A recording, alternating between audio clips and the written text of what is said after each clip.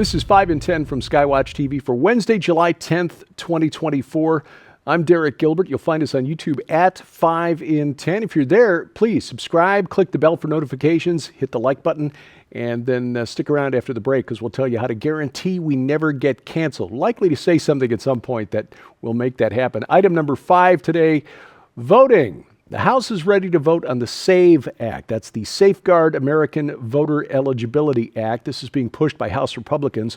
It would require documentary proof of citizenship to vote in federal elections. This means a passport, a photo ID card that proves that a voter is born in the United States, or another form of photo ID along with a birth certificate. Look, voting is important enough. You'd think that this would be relatively non-offensive. In some states, you got to show a birth certificate to get a driver's license. I've had to do that in my lifetime. Doesn't seem that it's that onerous for the responsibility of voting or driving for that matter, but it would also require non-citizens to be removed from voter registration rolls and require election officials to ask for voter registration or proof of citizenship at the time of voter registration, open them up to legal consequences if they don't, and as you might guess, this is something that Democrats in Congress just can't get behind. The House leadership is, for Democrats anyway, is basically encouraging them to vote against the SAVE Act when it comes up for a vote this week. Just spitballing here, but I'm wondering if this has anything to do with the 10 million or more illegal immigrants that have entered the United States since Joe Biden took office in 2021. Seems awfully coincidental if they're not connected. Topic number 4, Save the Children. In California, the legislature is trying to make it a felony for child prostitution.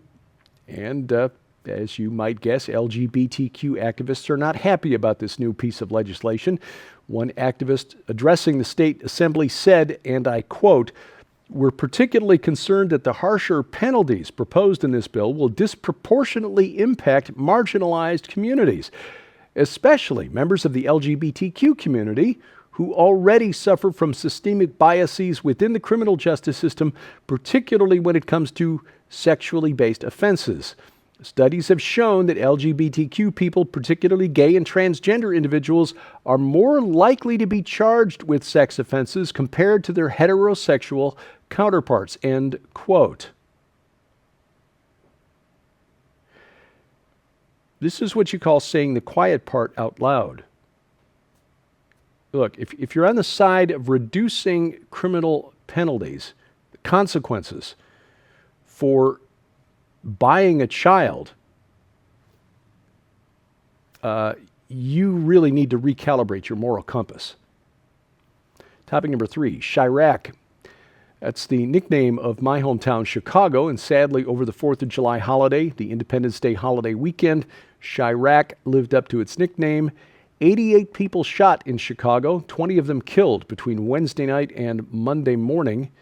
Many of these incidents reportedly involved multiple gunmen and included drive-by shootings where the number of gunmen could not be determined.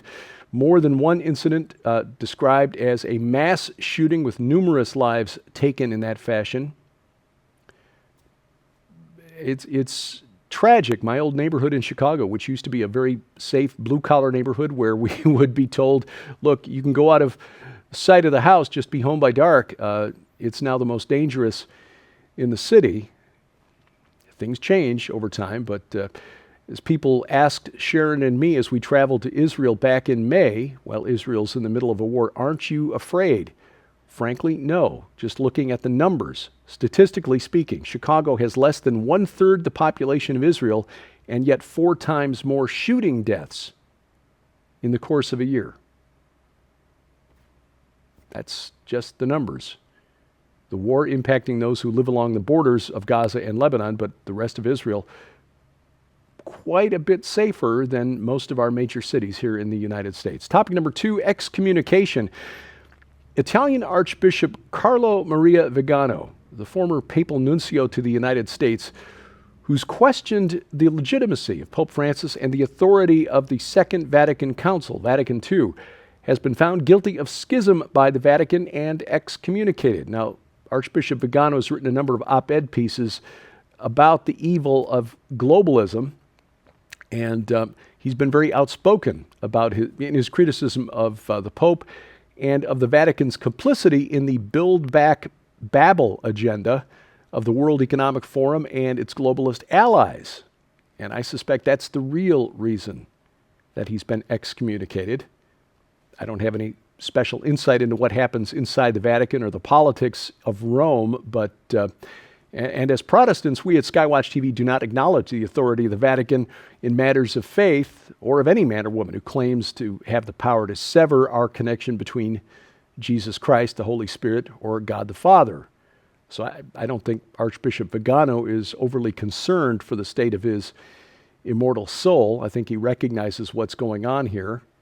It just says a lot about the Vatican and its priorities and alliances with the prince of this world. Interestingly, Mel Gibson, the reason he's on the screen behind me is that Gibson has posted an open letter to Archbishop Viganò expressing his support.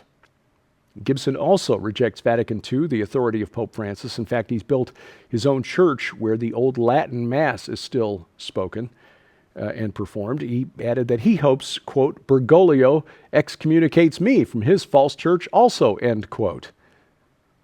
Now, again, as Protestants, we have problems with Vatican's official doctrine, but you got to respect men like Mel Gibson and Archbishop Viganò who are willing to take a stand for their faith, even when it costs them professionally. Coming up, another day, another cunning Democratic plan. That's Democratic Party, that is. That's straight ahead on 5 and 10. Well, ladies and gentlemen, we want to make sure you know how you can get your copy of this incredible book, Overcoming Cancer, From Despair and Desperation to Hope, Life, and a Newfound Mission, in the Lynette Hill special offer.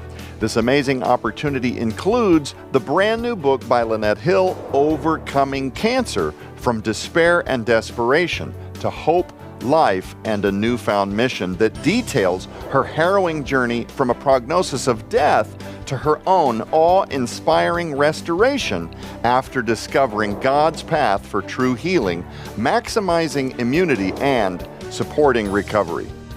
But that's not all. This unbelievable collection also includes my book, Unlocking Eden, with companion DVD that reveals the true underlying root cause behind why millions of Americans are suffering a health crisis epidemic right now completely unnecessarily.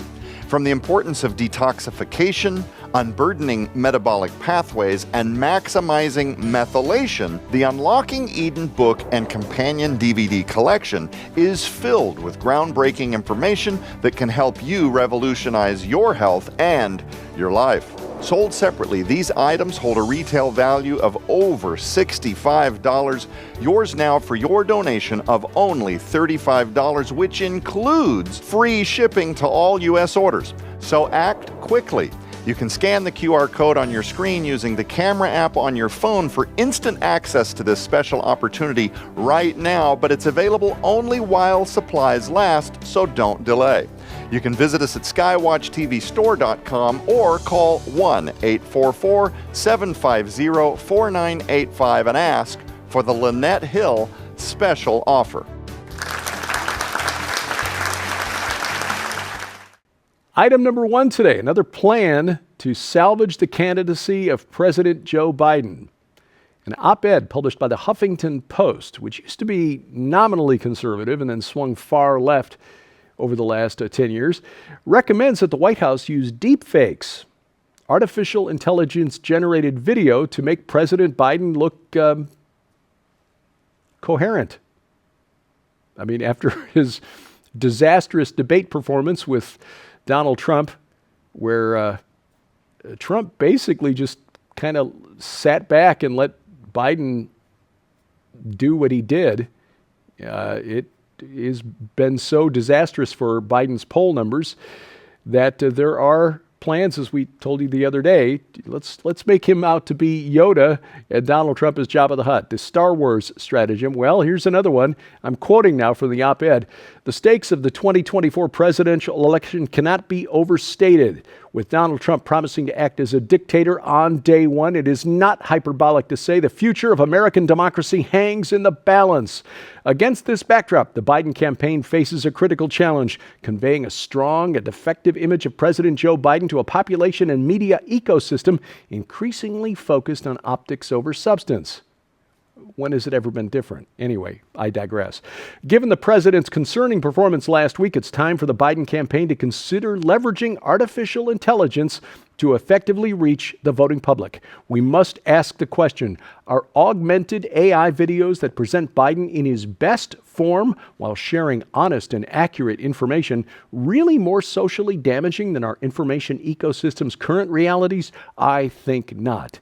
End quote. In other words, they're saying presenting a fake AI-generated Joe Biden is okay because reality is just too awful to contemplate.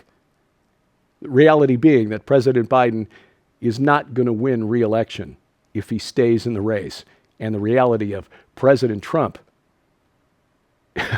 on whom they are projecting the things that the Biden administration has already done, leveraging the Justice Department to try to take down political opponents.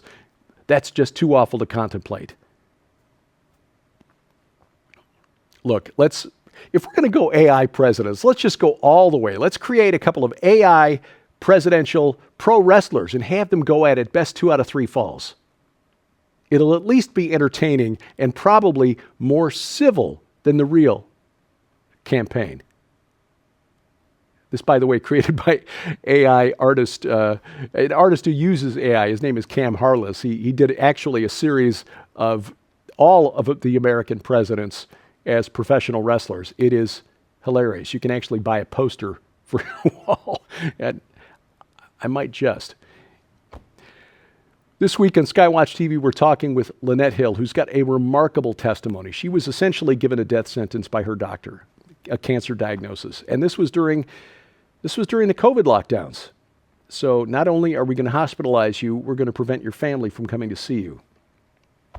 She has overcome cancer. In fact, the title of her book is Overcoming Cancer.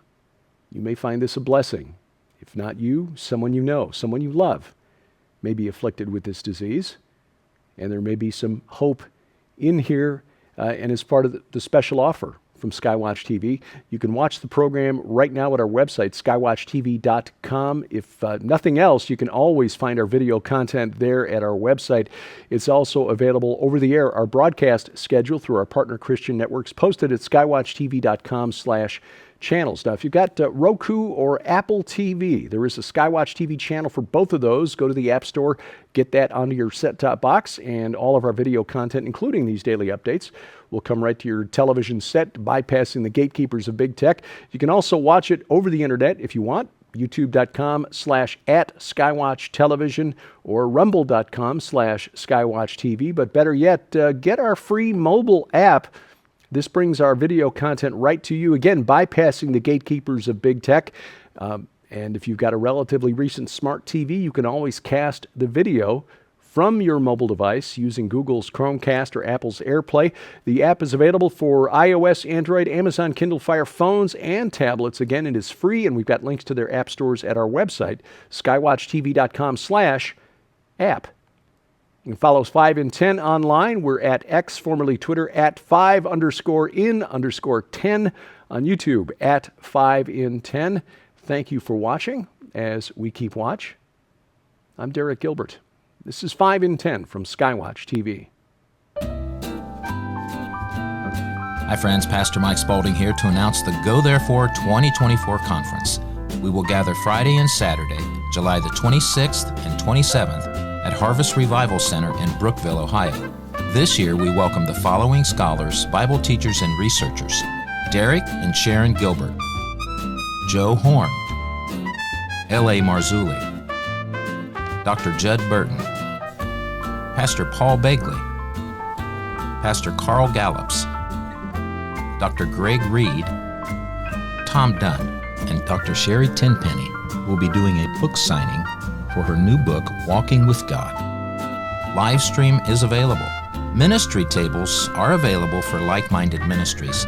Hotel and other information is on the conference website, www.gothereforeconference.com. Gothereforeconference.com. Looking forward to seeing you.